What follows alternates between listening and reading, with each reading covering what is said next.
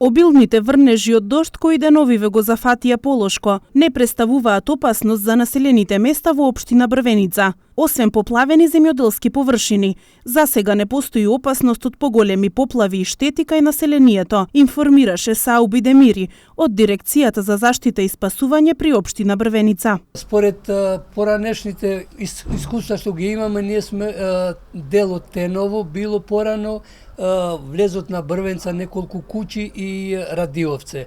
Меѓутоа, засега не постои опасност за населените места, освен што имамо некои поплавени земјоделски земјишта од нечистените канали, а од друга страна и луѓето сами се виновни затоа што ги има фатени сите тие поранешни канали што постои. Наравно дека водата нема свој ток и ги поплавуваат земјоделските површини.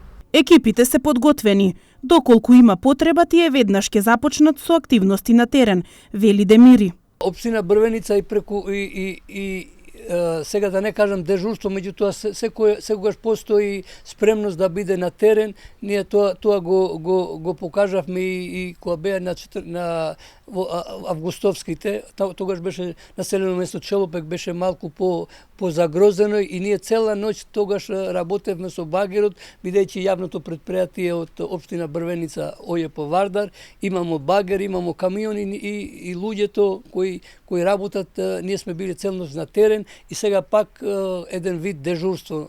Така сме биле предпазливи да не се случува, да немамо поплави, да немамо штети кај населението.